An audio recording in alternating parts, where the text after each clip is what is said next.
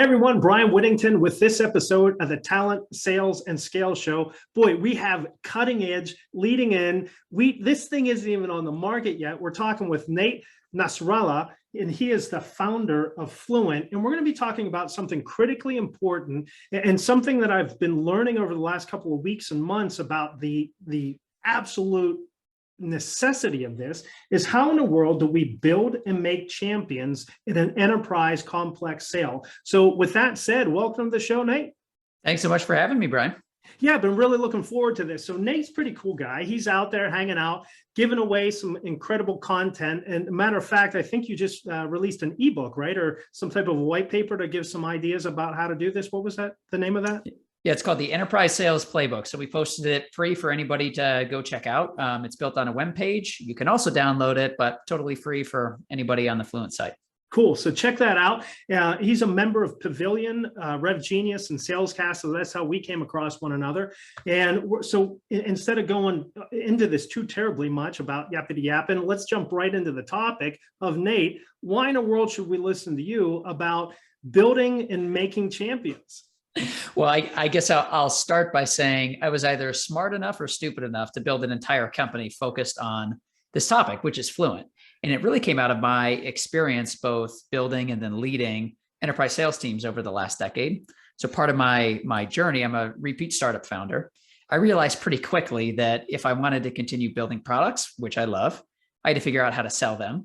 And to sell them effectively, I needed champions inside of those deals. And when my first startup was bought, I had the opportunity to stand up an enterprise sales team from scratch.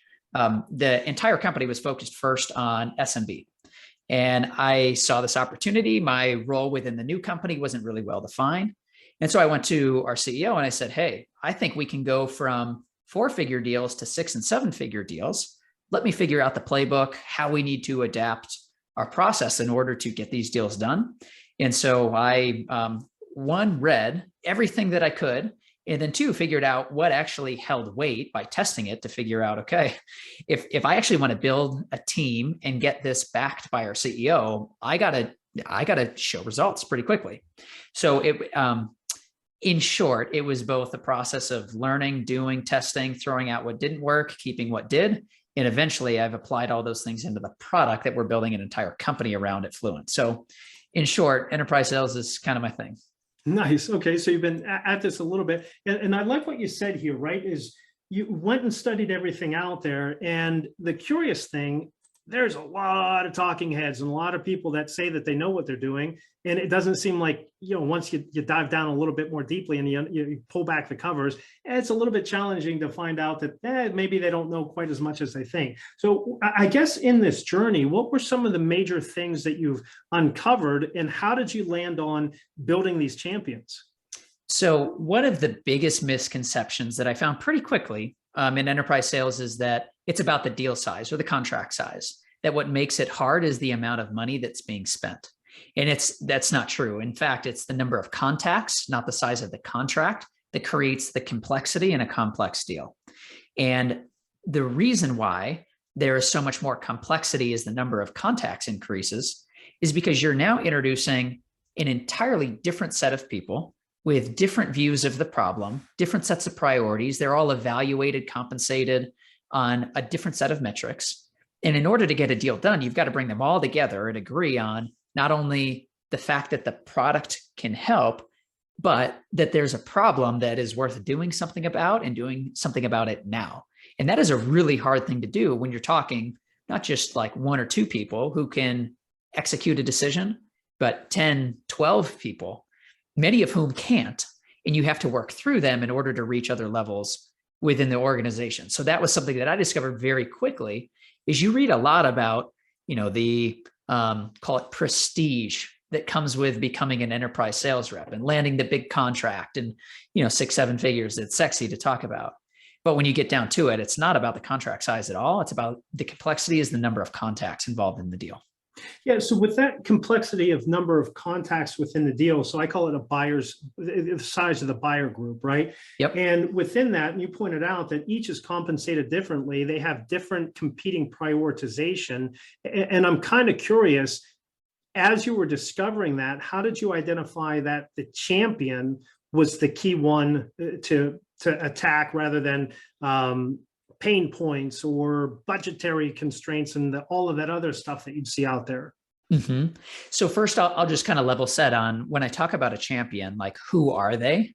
And how do you identify the people who have the characteristics or the attributes of a champion? So when I think about a champion, and to your point, there's this whole group of buyers, buying team, buying circle.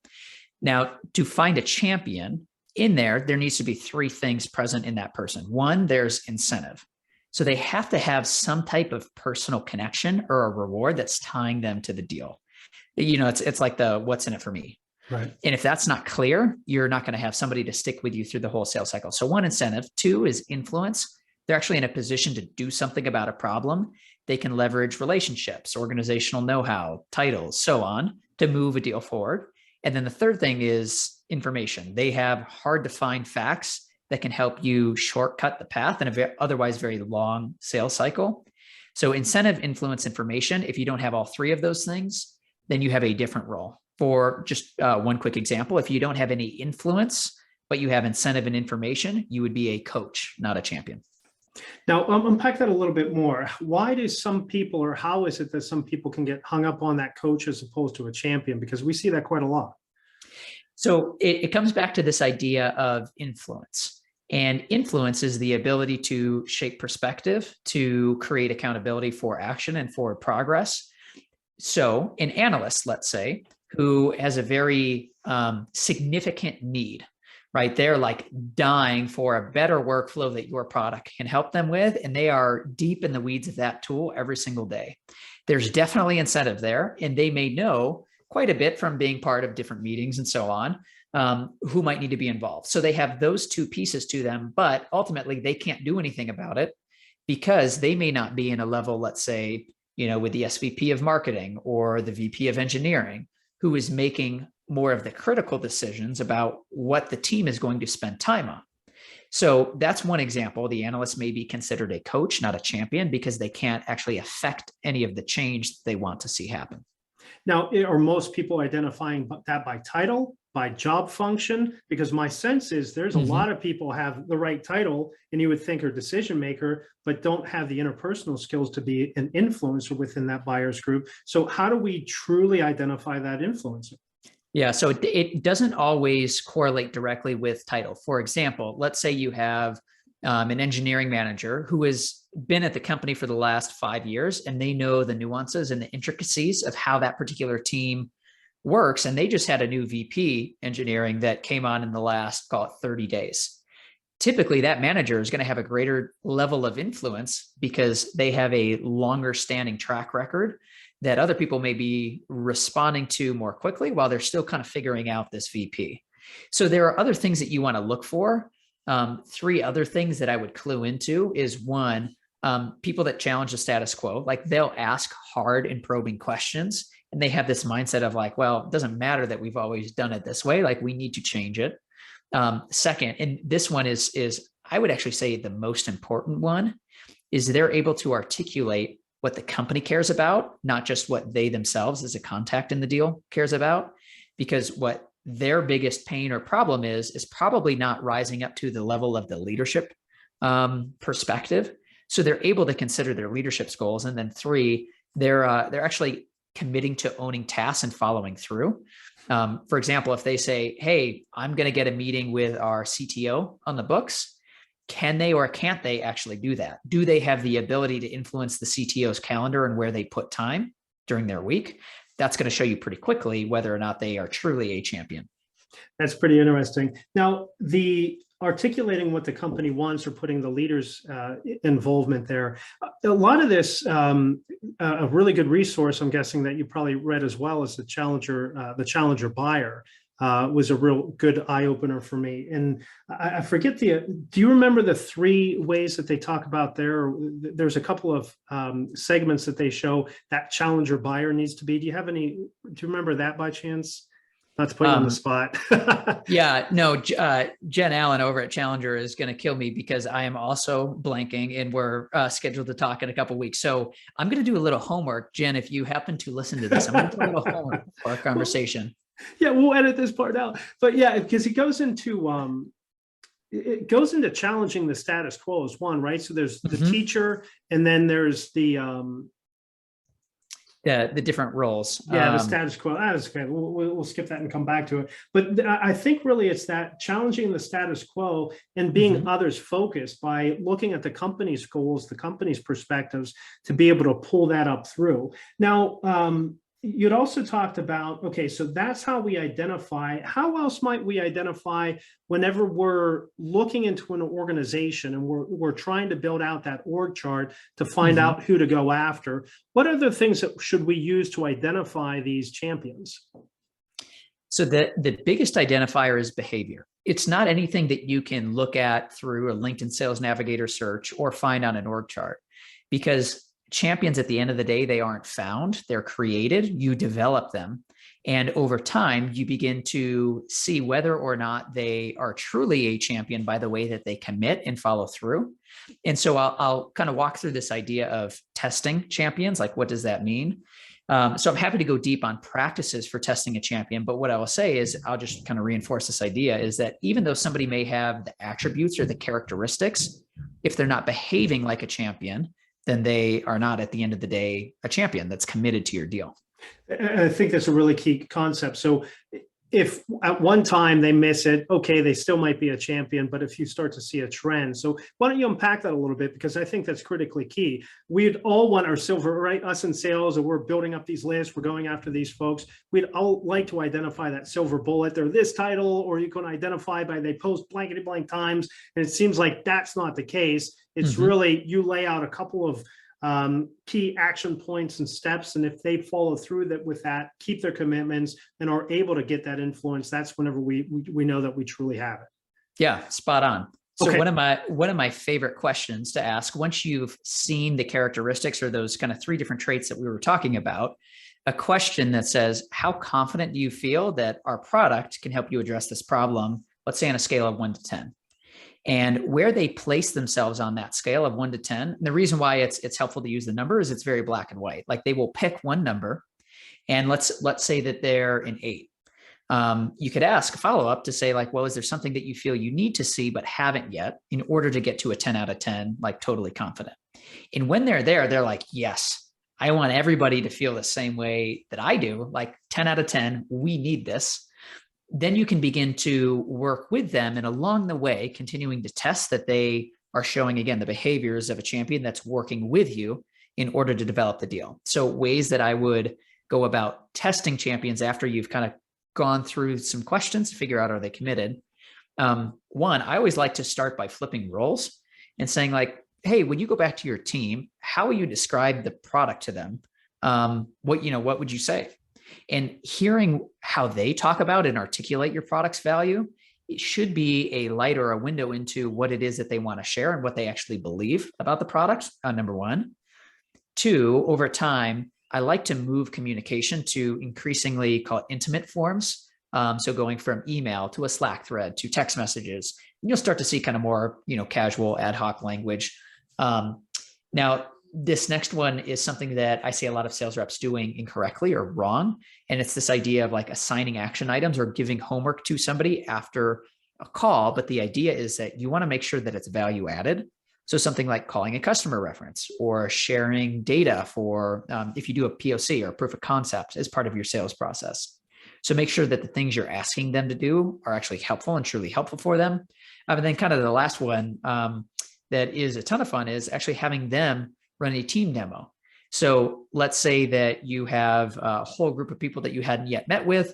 The champion has already been through 1 or 2 demos. Ask them to present a piece on some of the key features or pieces of the product that they really resonated with, and see if they're willing to, lead that conversation with you. Nice. And that one would be really interesting because that talks about complete ownership. It shows that how easy it is to use, because it's incredible, right? You get on with an AE that's been doing this forever, and they're a sales engineer that's doing this forever. They make the demo look so easy, and then you got to use it the first time. You feel like the biggest fool. Like, how in the world did they make it look so easy? I love that one. That's great. Okay, so in order to really identify this one, we have to go into an organization that's maybe right title or right position, and we're going to have to do some research on that. We identify them by ensuring that they have the incentive to act, how they're incentivized, or they have some skin in the game to really use their political capital for this, that they have some type of influence over that buyer's group. And we're looking at that influence as being able to challenge status quo, articulate what the company wants, and blend that into this solution. And then really, as you're progressing, owning the task. If they're going to make the introduction, they make the introduction, that they follow through, that they're getting back to you in a timely basis, and proceeding that communication. If I can take a little bit of what you said, take that communication into more of an intimate setting, whether moving that to Slack or texting or something like that, and not just very what's the word, septic, if you will. Okay, so, and that's that. And then lastly, information, that last part of IDing it is, do they have the internal workings? Do they know the ins and outs and the political landscape? So if we get that, we can be pretty confident that we have our champion. That's right. And I'll also add on one other piece to this. Beautifully said, and a spot on recap, by the way. Thank you. And I heard you mention this idea of like political know-how or ability to navigate the politics a little bit. And oftentimes it's easy to get caught up in kind of the structural maze that is the enterprise. But a big piece of this comes down to messaging and language as well. So a piece of information isn't just kind of, call it team structure, but what is the team talking about? How are they talking about it? And what is leadership saying is their goal? Because a key piece to what, as a sales rep, you need to do is figure out the right words and language to describe your value and to describe your product. For example, let's say you are working with a customer success team, and the chief customer officer is ultimately the person that you want involved in the deal. If that chief customer officer walks into a board meeting and the board is hammering them about net revenue retention, we need to increase lifetime revenue of our key accounts. Otherwise, we aren't going to be able to hit the type of growth that we want. What is that chief customer officer going to talk to the rest of their team and their reports about? Increasing net revenue retention. And so if you come in as a salesperson and you start talking all about churn, reducing churn, you're going to miss the mark. Though your product may be able to help increase and expand revenue over key accounts over their lifetime, if you're not talking about and framing your value in those same words that the chief customer officer is already thinking about, your message is going to fall flat. And so that is a critical and a pretty key piece of information that you can also work with your champion to develop and tease out throughout the sales cycle. Yeah, and I think part of that's going to come out of this create stage, which we're going to go into next. And I like what you said there, because too many times people are selling on save money, save time. And that's where you can get really commoditized. I think what you're saying here, Nate, is being able to, from that champion, identify what the business outcomes are, and then base that solution with how they're going on sales objectives or business objectives to hit those business results, and then use that language to help get this across the organization. Is that kind of what you're saying there? Yeah, that's exactly right. The sale always happens on two different levels, at the contact level and at the company level. And at the contact level, it's like, do you like this product? Is it easy to use? And will it help you do your job better than you otherwise can today? At the company level, to your point, it's all about the outcome. It's like, is this driving forward the most important and most pressing thing for the company at this time?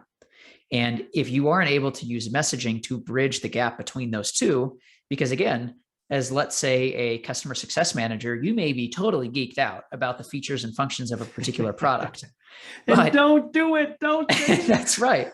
That's right. But if you look at especially in an enterprise setting, the person who's ultimately signing the contract, and maybe even adjusting the entire workflow of a whole CS organization, who's going to be able to do that? It's going to be the chief customer officer who knows and has a set of priorities that they want to manage to. And messaging is how you bridge the gap, because again, your product operates and supports both goals. I want an easier workflow. I want to expand net revenue of my key accounts.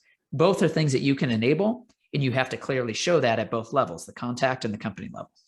Yeah, so if you look at this value chain, and a gentleman who's on, I think it's a segment or two before you here, Nate, a guy by the name of John Stopper, he talks about the value chain, and he talks about that value chain. Most people enter in at that efficiency level, right? So if we look at that efficiency, that's save time and money. And then you get up to strategic growth. And then you also get into that customer experience. And so at that customer experience, that strategic growth, you're taking out any vernacular. They don't care. They could care less about the features and benefits.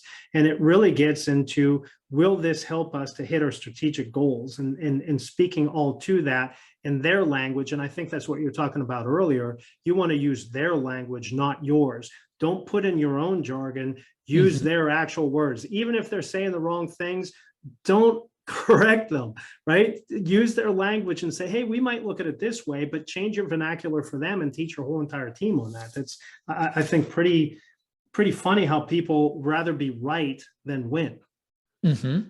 Language, using their language is key. I mean, it's critical. And you're also touching on a point within kind of this whole process, what I'll call a problem statement, how to develop language that even creates a deal in the first place, starting from the first moment that you're doing discovery. And this is where oftentimes discovery is done in a way to try to ask questions that qualify a deal based on, will they fit with our product? As opposed to using discovery to say, what is the priority that the company at an executive level, company leadership is focused on, and says, this is the most pressing thing for us because it hurts and it needs to be addressed. And that's the art of good discovery, is starting first by identifying and framing correctly a problem that is going to put language to and help your idea travel through the entire organization, traverse all the different contacts and all the way up to an executive level leadership that you actually need to get to. I'm happy to go into how to actually do that and what a problem statement is, but that's the other element of language that has to be a good enterprise rep has to be thinking about very early on and from the first discovery conversation. Now, whenever you're talking problem statement, and let's do this, I have in my notes, we discussed ID, and we're going to go to create and then help in a second. Will this be under the create section, or should we hit this quick tangent and then come back to the create? So it bridges both, but here's the piece that applies to creating a champion. Okay. And the idea is that people don't wake up wanting to buy software. What, they don't? They don't. They want to get a certain job done, and they want to avoid as much pain and pursue as much gain as they can along the way. And if you up front begin to dive too fast into the particulars of a certain product, you've missed the entire piece of why that matters on both a functional level and then a personal level. And I'll give you an example of this. So I was talking last Friday. We're recording this on a Monday. So Friday afternoon, I had this moment. I was talking with an account executive who was looking at joining the beta of our product. And when I was asking, like, why did you even take the time on a Friday afternoon when it's the end of the quarter? You're either hustling to try to beat your goal, or you already did beat your goal. And so you're taking the afternoon easy. Why in the world take 30 minutes to talk to me? And as we pressed into it, what he described was how he is trying to get an edge in sales, because the more he can win in sales with less time invested in the week, the more time he can spend with his family. And he's expecting a new kid who is going to be here any month. And so his thing to me was, this matters to me because I will be a father of 3, and I want to show up for my kids as often as possible. And the problems that I'm running into in my kind of sales day to day are preventing that from happening. So in his mind, the biggest problem is the amount of time I want to spend with my family. And there's something there. And good discovery can help you identify, like, why does this even matter to you? Features and functions aside, what's the point? And why would you invest time in this? And now I know how to talk about the whole point of what we're doing. It's not around, again, features and functions. It's about the problem that truly matters to him. And there's an obstacle preventing me from being a father of 3 very soon. And the beauty about, if we do this, we might, like, shock of shock, we might find that the problem that they're trying to solve isn't something that we can actually help them with. Yes. And a lot of times people are like, oh, that's a bad news, but no, it's not. it's great news, because if it's a no, if it's an NO, I want a KNOW as quickly as possible. And then by me fessing up that, hey, listen, I don't think that I can help you here, but boy, this contact or this reference or this company over here, I think is what you're looking for. You will now have the biggest raving fan in the universe and a new center of influence for introductions and referrals like you've never seen before. So I love what you're talking about there, Nate. Well said. Well said. Sometimes the most helpful thing you can do is push somebody away and say, hey, we're not the right fit. Yeah. And the curious thing is, even whenever you do that and you get it wrong, if they don't believe you, they'll fight back and tell you all the reasons why they are a right fit. And you go, oh, okay, I guess you're right. And that makes the sale tremendously easier as well. All right, cool. So let's, you talked about a problem statement. So are you using design thinking in developing that problem statement, or just overarching, uncovering through good questioning strategies, the root problem that for which we're trying to solve? Yeah, both. So I'll take that second piece first, is kind of digging down to the root cause. So let's take an example. So here's one that I go into in the playbook with the example of marketing software.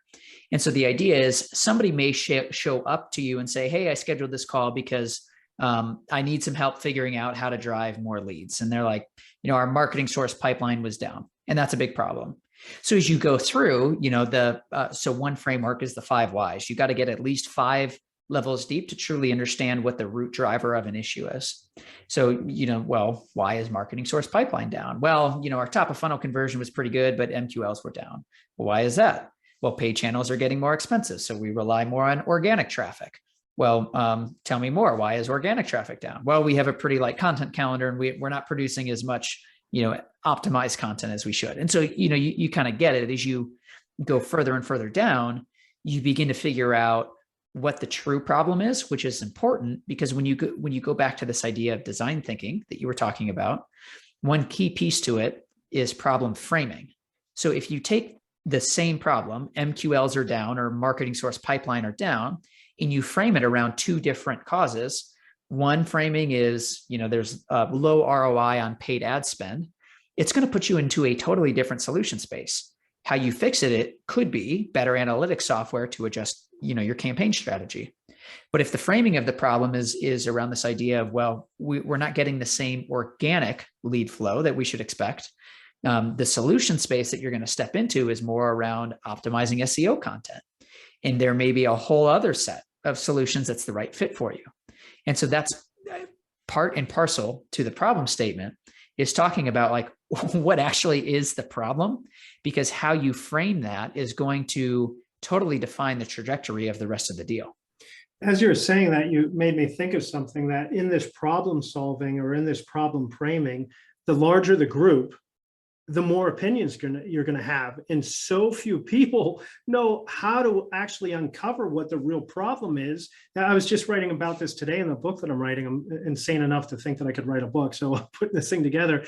And so it's top of mind. And so many people solve for a symptom. And so they miss it completely. So can you talk to me a little bit more about how we can take that problem framing? Does that help us in this content creation for creating our champion? It does. And this is why I go back at the very start of the conversation. We started to talk about the complexity of having more contacts in the buying process. This is where one of the first jobs is to deconflict differing opinions about what the actual problem is. Because if you don't have buy-in on the problem, it's going to be very challenging to get buy-in on the product down the road. And so that is the first job of the champion, is to pull together and create consensus on what the problem is and its level of priority. And when you think about how to sell with that champion, part of what you're doing is you're giving them the message and giving them the language that they need to create that consensus. You're doing it in conversation, in the follow-up materials that you send them, in the materials that they forward on to other buyers. It has to articulate in a way that everybody agrees what the costs of the problem are, the consequences of the problem, which is basically like, why would we even care to do something about this? And finally, frame it in a way, which we just talked about, that is going to lead to a solution that they feel is the right approach. And if there is not 1, clarity, and 2, consensus all around the buying team on that, I mean, that's a recipe for a stalled deal, where you think you have something, but then come to find out the deal falls apart. It's a little fluffy. You lose the deal for reasons other than, well, a competitor swooped in and steal the deal. You open yourself up for so many more issues further down the funnel. Yeah, and a lot of times people want to blame it on price, or they want to blame it on this or that. And likely it's because you didn't do the heavy lifting up front of identifying the right problem, getting consensus, because there's some strong opinions from all of these different perspectives of what's most important. I make this all the time. Hey, does my water bottle have a handle? To you right now, the answer is no, but yeah, there is, right? So it really depends on perspective and how I'm getting compensated, or what my success metrics are. And to help along with that, how early in the process are you suggesting to this person to bring others involved to get their perspectives, or are you relying on the champion to do all that heavy lifting for you, or the majority of it for you? So the earlier in the deal that you can become, quote, multi-threaded, the better. And the reality is that a champion may not always want to bring in other people into the deal until they personally are convinced and sold that, okay, this is not only something that's worth bringing others into because it's a big problem, but two, you're somebody who can help me. So again, the earlier you can multi-thread in the deal, the easier it's going to be to help drive some of that alignment and consensus across everybody.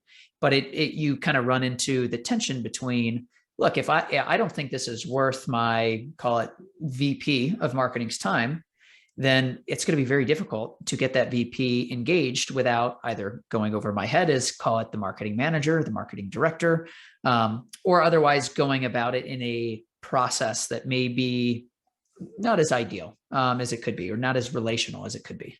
Yeah, and I think so. Let's dive into how do we create the champions, because the language that you use, depending on where you are in the organization, the language that you use with those other people within the buyers group is going to depend whether or not they're going to talk to you, right? We had an old saying that you're going to get pushed down to the level that you sound. So if you sound like a user, you're going to end up talking to the users. If you're speaking strategically and, the metrics that they were using, their success metrics or OKRs or KPIs, whatever we want to call it, right? If we're speaking to that in business language, then that's going to allow us to get up in those C-suites a little bit more. So let's talk about the create. How do we go about creating these champions so that they will help us and walk us into these offices, if you will? Yeah. So I love that saying, by the way, this idea of you get pushed down to the level that you sound. I also think that you can be pushed up to the level that you sound. Absolutely. And so going back to your question around how do we work with these champions in order to engage others and, quote, get multi-threaded in the deal, is one practice that I would highly recommend people think about is this idea of writing forwardable emails. And the idea of a forwardable email is pretty simple. It's that you're not writing to the person that you are sending to in the sender field, but who you want them to send it to. So if I'm writing to the marketing manager, but I want the email to reach the CMO, I'm going to write in a way that speaks to that CMO's goal. And so the idea is, one, you have to open up with a larger company-wide objective or outcome that affects everybody and up at that executive leadership level. Two, you have to start including some of that language that you were identifying throughout discovery, a problem statement and a trigger phrase that's going to be familiar to leadership because they're already talking maybe up at a board level or in an executive meeting. In the case of a CMO, it might be the mission to reduce customer acquisition costs. And then three, you want to introduce some tension through that problem statement that you were developing. Talk about why that big goal or that outcome that the executives care about, why it's at risk. Suggest that the bright, shiny future that they're all marching toward might not happen because of the reality of this problem. And then kind of the key piece to closing the forwardable email is to align your ask as opposed to jumping into, for example, like, hey, can we schedule 30 minutes on May 15th? Would love to get a call on the calendar. It's, hey, I'm guessing, let's say the CMO's name is Mary. Hey, I'm guessing Mary might want to weigh in on this plan that we've developed, or guessing Mary might have some opinions on this too. And so the idea is like, if I'm a CMO and I see that my team is talking about a plan to help reduce customer acquisition costs that I need to give a board report on next month, you bet I'm going to have an opinion on that. And I'm going to want to weigh in and join that conversation directly. So I go back to the original point of, can you work with your champion to get pushed up to the level that you sound? You can, but it comes down to the message that you're developing with them. Now, how much, and I hadn't thought about this too much before I started doing a prep for our conversation here today, Nate. How much should the enterprise salesperson be building the content for the business case? So they should have a large and a very active part, but they should be doing it with or in partnership with that champion. And the reason is that when you think about developing a solid business case, there are a couple different pieces to it. First, I'll kind of break down, what they are, and then two, how you go about them. Back to your question of like, whose role or whose job is this? So when I think about a compelling or a bulletproof business case, one, it's that problem statement up front. What's the problem? Its costs, the consequences, if left unaddressed. Two, what's the approach? Like, what should we do in light of this problem? And this is agnostic of the product. You just want to create consensus that, hey, this is the right way to go about solving it. So what's the approach? Three, product fit. So you go problem statement, proven approach. Third is product fit. Why does your product make you the partner of choice in light of that approach that everybody's agreed on? And then fourth, what's the payoff? That's the last piece, is like, help them step into a future where the outcome that they are craving is their reality. And you put all of those pieces together. And if you look at this, only a quarter of it, so one out of those four parts, is language about the product, which means that you as the sales rep cannot create all of the content on your own. You need your champion to be an active piece and a participant in that. But when I look at how so many kind of sales follow-ups process content is designed, it puts all of this work back on the buyer, because it's pushing across product information, case studies built by a marketing team in totally different language that doesn't reflect what the buyers are talking about inside of their own team. And when you're pushing all of this across using automation, sales sequences, workflows, and so on, ultimately what you're putting your champion in a position to do is one of two things. Either one, they just wing it, like they just talk to and speak to the business case that's in their head, because they're not going to send those templates over to their CMO, for example. Or two, they're going to go out and actually build their own. They're going to grab snippets from each of those different materials that you sent them, put them in their own internal format that their team is already used to seeing. And so this is the very last piece on this topic, is this idea of camouflaging your content inside the internal formats that the buying team is already using. And this is where the champion can come in. For example, if they use Google Docs, can you build it in a Google Doc? If they use Notion, can you build it in their Notion page? Whatever you can do in order to make it as frictionless as possible for that message to travel as far as it can across the entire buying team, that's the goal of the content that you are creating and then sharing with your champion. So is that the help portion of this? So we've started creating with them, and we create by helping them to identify the problem statement, the impact from not fixing it, the approach that they believe is right, product fit and payoff. So that's all in create, and then helping them is making them as frictionless as possible, leveraging their templates, leveraging their technology. Is that right? That's right. And this is, when I think about the space that we're building in as a company, we're creating the buyer enablement category. Sales teams have sales enablement, and they have entire teams that are dedicated to coaching and creating content on the message about their product. But if you think about the job that a champion is doing, they need those same things. Like not every champion or every buyer is going through the same type of evaluation process that you as a sales rep are leading week in and week out. And so they need somebody to help them think about and develop a compelling message that's going to grab attention. They need materials to help communicate that very articulately. And that's the job of the sales rep. They are a buyer enablement team of one, helping the champion to go share this internally. That's a really interesting concept, because if you think about it, in the old days, people were helping to write RFPs, RFQs, right? And they were helping to create the messaging. And now, with as big as the buyer groups are getting, and as knowledgeable as they are, it's really about how do you make it, to your point, frictionless? How do you reduce that friction through that whole entire process and get as quickly as possible getting them to that satisfy stage, right? Because if they're looking at competing alternatives, once they find that the majority of their needs are met, that satisfies their requirements and they can move more quickly on it. And if you can make it their language on their documentations showing exactly the clearest and easiest buyer path, I would think that you have a pretty good shot at winning this. Yeah, that's right. But again, if you look at the process that most sales reps follow, it doesn't look like that because it's hard. Yeah. It requires extra time, creativity, thoughtfulness. And for as much as, and I mean, you're listening to a guy who is building sales technology, right? So, take it for what it's worth. But for all of the technology and automation that has been introduced into the sales process, there has been an equal amount of damage as call it value created by setting up a process that you are trying to run as call it automated as it can and that's the question. If you're a VP of sales or head of sales listening to this, the question is, what is the sales technology doing for the buyer experience? It's more tempting to evaluate technology through a lens of how much time does this save my reps? Does this help them work more deals in a wider portfolio? But I actually think it's the wrong question. It's what does this do for the buyer's experience? And I think you have to say, okay, are we harming or helping more with this tool or this tech that we're about to set up? Yeah, and I would think that the tech that you're building here would be one of the few that actually would be helping. I think that you and I are both connected to Todd Capone, and he talks about the transparent sale, right? And how he says salespeople can ruin everything.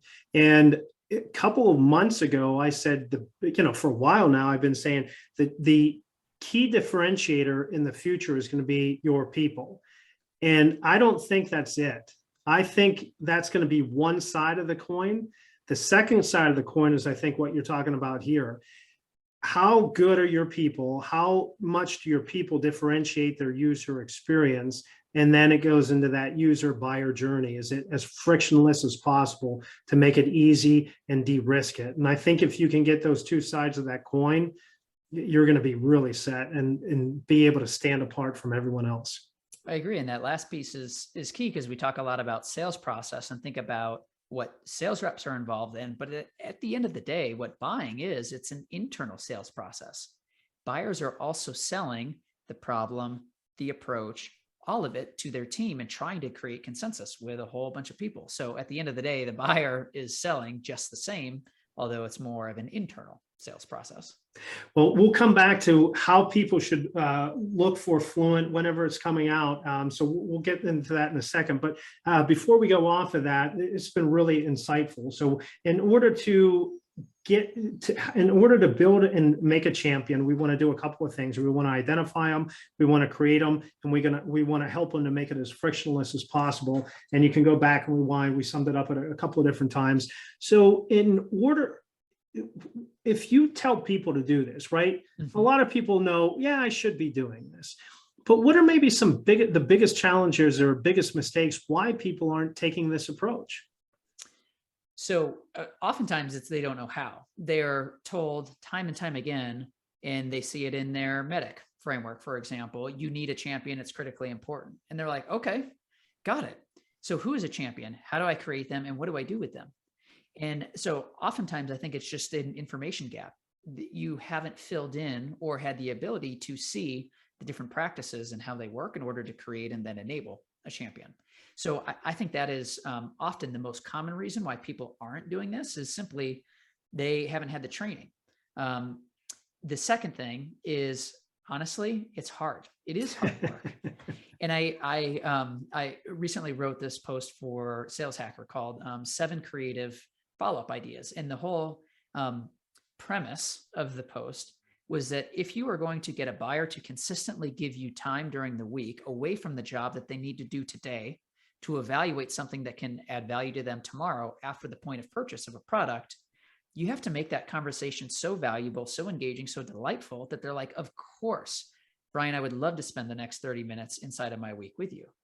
And creative follow-up as opposed to plugging somebody into a sequence or just sending them a template, I mean, it requires effort and thoughtfulness.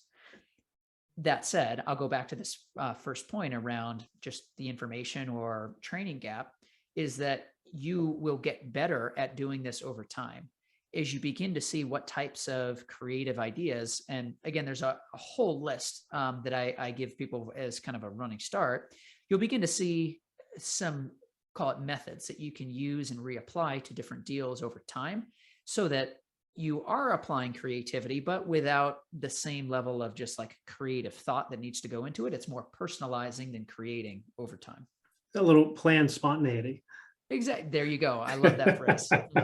Well, wonderful. All right. So really get to studying this, learning the tactics of creating champions. And that's all about what we've been talking about here. Now, how about best business hack you might want to give for either hiring the right salesperson, or maybe in how to best implement this to improve that buyer's journey?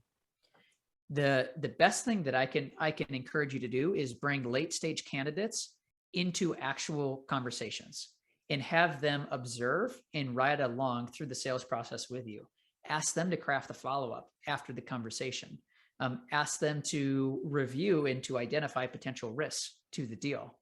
And I can't tell you how many poor hires I've made because I went off of past history as opposed to actually watching them in practice, and how many hires I changed my mind on after seeing them come alive and engage with and actually ask questions. And this sounds a little bold, of like you would put a prospective hire into an actual conversation with a prospect. And I've done it very regularly. And it will show you things that you can never pick up inside of an interview. Now, that's a brilliant idea. I love that, because one of the biggest challenges with hiring salespeople is, we always say it, even the bad ones tend to interview well. They look great on paper. Yeah. And asking them questions, being able to drill down that they can give you specific examples, that takes it to the next level. But this is a whole new level of actually asking them to participate in, and then not only participate in just sitting in there by watching, but then actually participating by summing things up. And that pops to another question for me is, how critical is the post-summary email or post-summary write-up of this? Is that something that your platform is going to be able to help to do? Yeah. So what Fluint does in practice is it converts a conversation where a buyer is using their own words to talk about their problem into the content that you send in follow-up and share in a workspace where your champion can actually help develop that business case with you. So it is a way to build your business case out of your buyer's words, not marketing's words, in order to enable your champion with a clear message. Got it. Okay. So we could even help you crafting that summary email, summary working document to keep everybody aligned. You got it. Oh, that would be brilliant. Okay. Then what resources, you said that whenever you started off, you said, oh my gosh, I was studying this for years. What are some of the resources that maybe you would recommend that we study so we can learn to do this maybe as well as you? So it's funny. I don't read a lot of sales books, like sales practices, sales frameworks, and things like that. I read a lot of psychology. I read a lot of books on decision-making and the science behind it. And then I, by analogy, applies those to sales.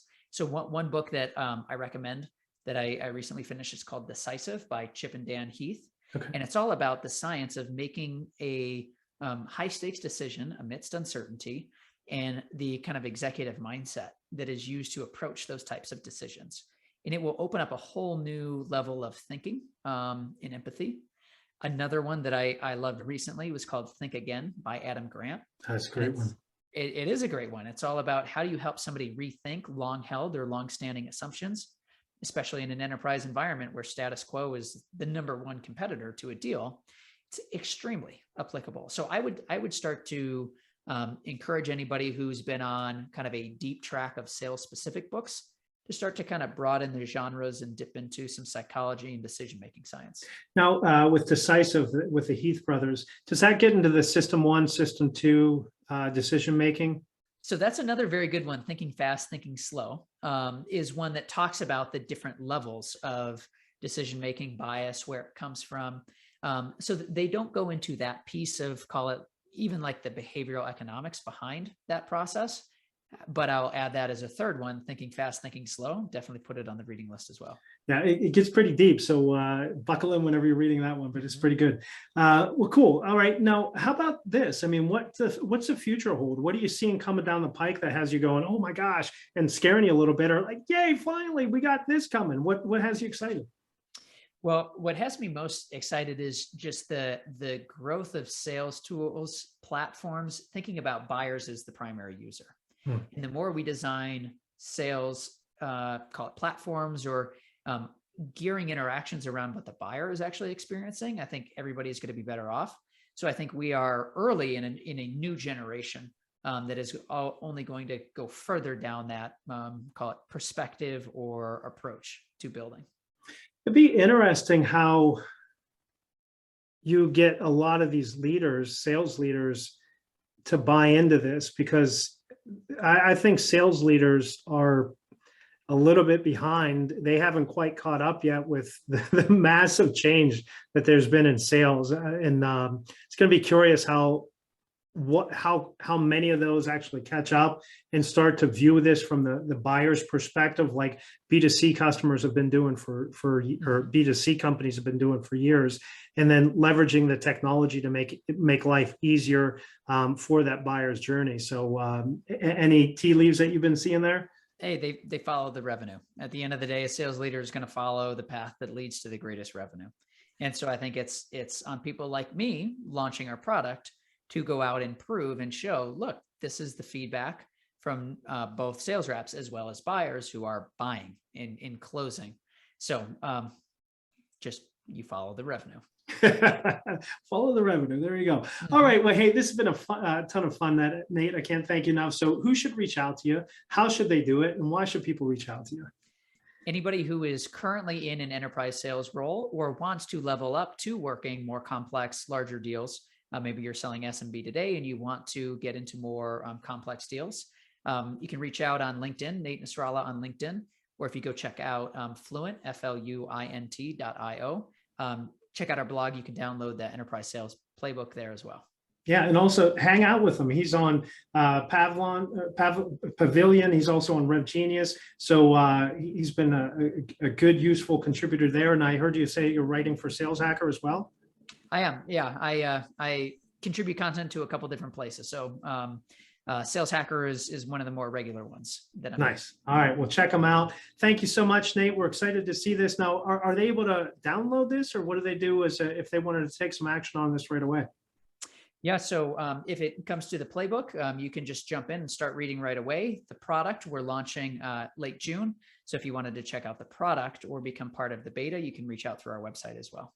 All right, late June, put it on your calendar, reach out. So thanks so much, Nate. I really appreciate it. So again, don't take this for knowledge sake, take it for application's sake. Take one or two key items here, and I'd really encourage you to take those items of identifying that champion, right? Make sure that the incentives are aligned, that they have influence, and that influence goes with challenging status quo. It goes into being able to articulate what that company wants, to feed that back for the greater good of all, and then really able to not only own the task, but follow through and complete them for the influence. And then lastly, make sure that they can understand that information and give it back to you, and what those success metrics are, fill it out and give you that insight. So that's all on the ID, create and help them through this process.